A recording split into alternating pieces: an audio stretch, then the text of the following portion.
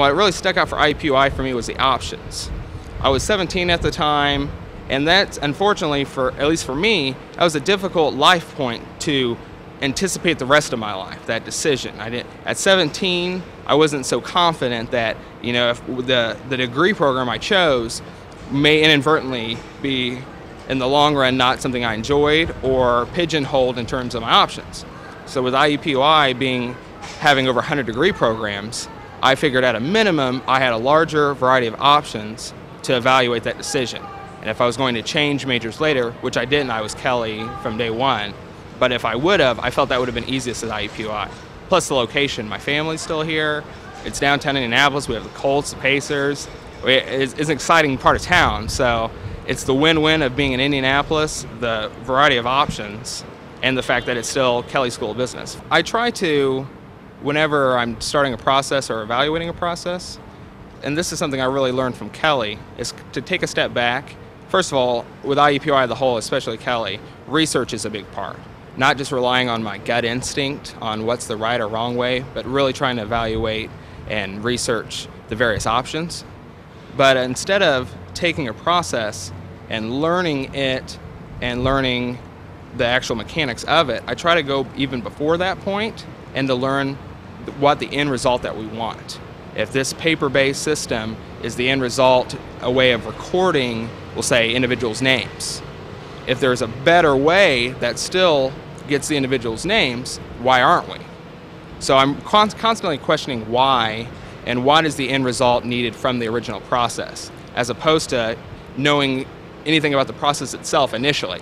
Then I evaluate the actual mechanics, and then we offer the improvement plans and suggestions.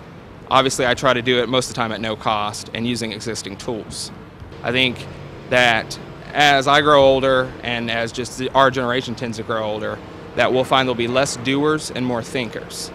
Like I heard an expression one time that the only position that can't be outsourced is the manager, and to some degree that's true.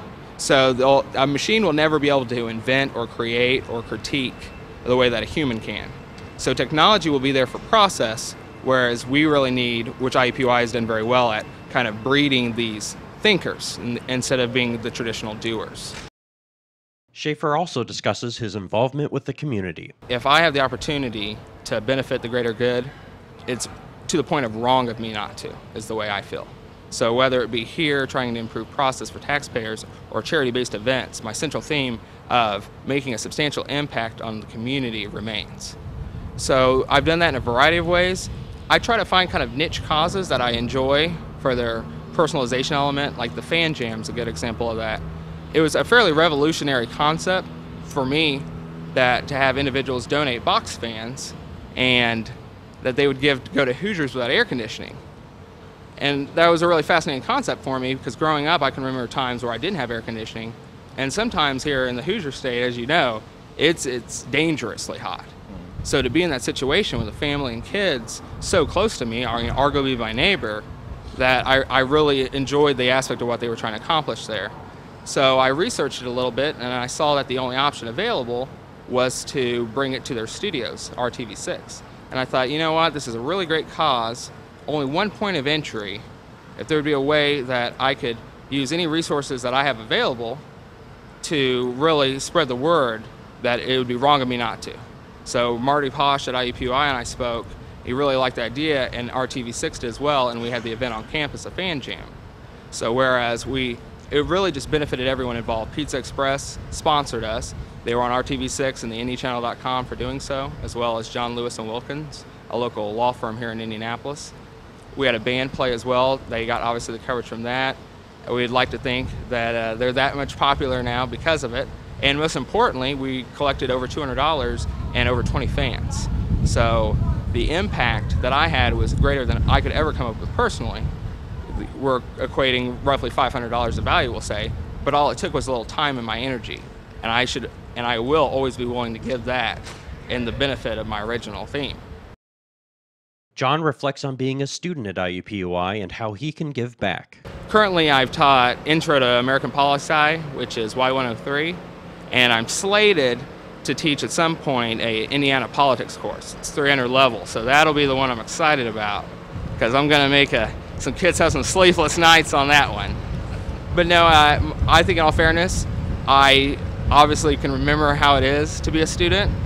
So I really try to cater the class to make it enjoyable. A few things that I go the extra mile with is that my lectures rarely mirror the assigned reading, but complement it. I try to find current or relevant to the demographic events.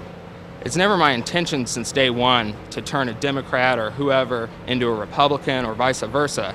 It was to turn the apathetic into the interested. And so far I think I've done a pretty good job about that. The biggest compliment I've received in the last year would be individuals who told me that they registered to vote because I put the voter registration form on Encores and they hadn't prior.